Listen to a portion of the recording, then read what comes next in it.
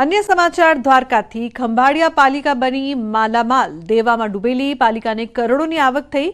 પાલિકાને 8 કરોડ 88 લાખની આવક થઈ છે। શોપિંગ કોમ્પ્લેક્સની હરાજીથી થઈ છે આવક। પાલિકાએ 12 દુકાનની હરાજીથી આવક રડી।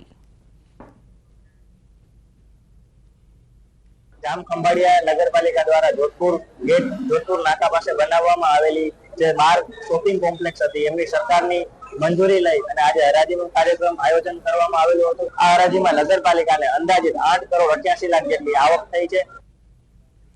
તો ભાવનગરના ઘોઘામાં લાખોના ખર્ચે બનેલો કમ્યુનિટી હોલ બની ગયો છે અસામાજિક તત્વોનો અડ્ડો। 6 વર્ષ પહેલા 24.30 લાખના ખર્ચે બનેલો કમ્યુનિટી હોલ ઉદ્ઘાટનના અભાવે ખંડેર બની ગયો છે। વર્ષ 2016-17માં ગ્રાન્ટનો ઉપયોગ કરી ગ્રામજનોની સુવિધા માટે હોલ તૈયાર કરાયો હતો, જો કે પંચાયતના મંત્રીઓ અને તંત્રની બેદરકારીના કારણે લોકોને આ સુવિધાનો લાભ ન મળી શક્યો। હાલ બિલ્ડિંગ ખંડેર બની ગયું છે। હોલના બારી બારણા તૂટી ગયા છે અને મેદાનમાં પણ ઘાસ ઉગી નીકળ્યું છે। હોલની દિવાલોમાં પણ તિરાડો પડી ગઈ છે। ઇમારતનો સર્વે કરી સમારકામ કર્યા બાદ તેને લોક ઉપયોગી બનાવવામાં આવે તેવી માંગ ઉઠી છે। જો ખંડેર હાલત થઈ જાય અને આનો કોઈ ઉપયોગ ન થઈ જાય, ન થઈ શકે અને કોઈને ભાડે પણ જો આ આપવામાં આવતો હોય તો આનું ભાડું પણ સારું આવે ગ્રામ પંચાયતને।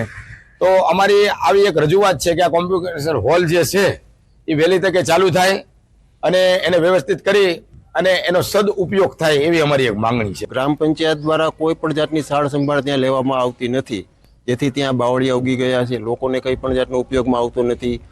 ગેરકાનૂની પ્રવૃત્તિઓ પણ અહીંયા થઈ શકે તેવી હાલમાં પરિસ્થિતિ છે ને તે અત્યારે પડી પરિસ્થિતિમાં આવી ગયો છે। ત્યારે માંગ તો એ છે કે ગ્રામ પંચાયત દ્વારા તેમાં કોઈ રિનોવેશન કરવામાં આવે અને ગામને ઉપયોગી થાય। અત્યારે પરિસ્થિતિ છે, અંદર કોઈ જાય એવું છે નહીં ને આવારા તત્વનો અડ્ડા જેખું થઈ ગયું છે। હજી સુધીમાં સરકાર કાંઈ ઉપયોગમાં કરતા નથી।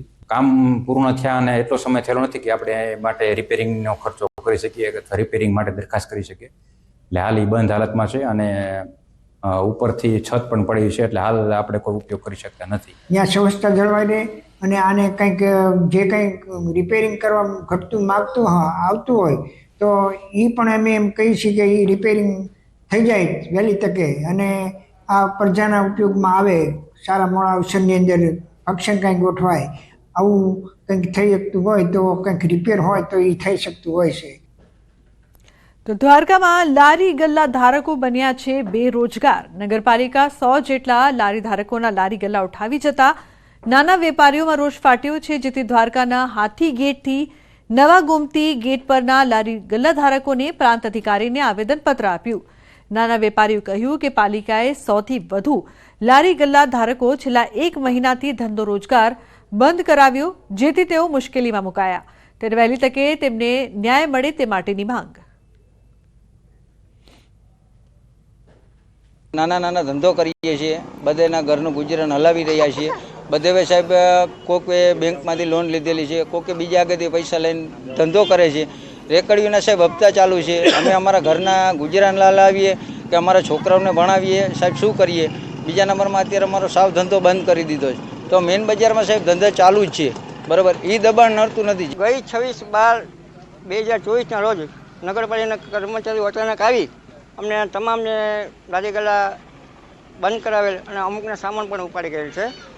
તો છેલ્લા 10-12 વર્ષથી અમે આ વ્યવસાય કરીએ છીએ અને અમારા નાના માણસો બાળકોનું ગુજરાન ચલાવે છે। આવી રીતે અચાનક જો ધંધો બંધ થતા અમે બધા મુશ્કેલીમાં મુકાઈ ગયા છીએ। તો વર્ષ 2036ના ઓલિમ્પિકના આયોજનને લઈને કેન્દ્ર સરકારે આદરી છે તૈયારી। ગાંધીનગરના દહેગામના લબાડ ગામમાં રાષ્ટ્રીય રક્ષા યુનિવર્સિટી ખાતે 4 દિવસીય કોન્ફરન્સનું આયોજન કરાયું। તારીખ 27થી 30 જાન્યુઆરી દરમિયાન પ્રથમ આંતરરાષ્ટ્રીય ઓલિમ્પિક રિસર્ચ કોન્ફરન્સનું આયોજન કરાયું, જેમાં કેન્દ્રીય મંત્રી મનસુખ માંડવિયા અને ગૃહ રાજ્યમંત્રી હર્ષ સંઘવી હાજર રહ્યા। આ પ્રસંગે મોટી સંખ્યામાં મહાનુભાવો પણ હાજર રહ્યા, જેમાં ઓલિમ્પિકના આયોજન અંગે વિવિધ વિષયો પર ચર્ચા કરવામાં આવી।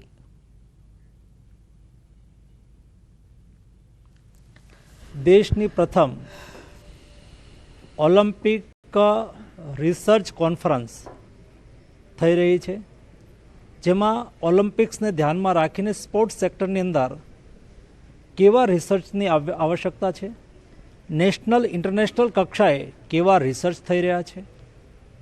વિશ્વના 60થી વધારે દેશો આ કોન્ફરન્સની અંદર ભાગ લઈ રહ્યા છે. गुजरात एकमात्र स्टेट ऐसा है जहाँ खेल महाकुंभ के नाम का 1.5 महीने की जो स्पोर्टिंग इवेंट्स होती है उसमें 6 करोड़ की आबादी में 71 लाख से ज्यादा बच्चे वो स्पोर्ट इवेंट के अंदर पार्ट लेते हैं. तो स्पोर्ट्स कल्चर बनाने का जो प्रयास है उसको पिछले कम से कम 2010 से जब प्रधानमंत्री जी ने यहाँ खेल महाकुंभ की शुरुआत की उसके बाद हमें बहुत ही बड़ा अचीवमेंट इसमें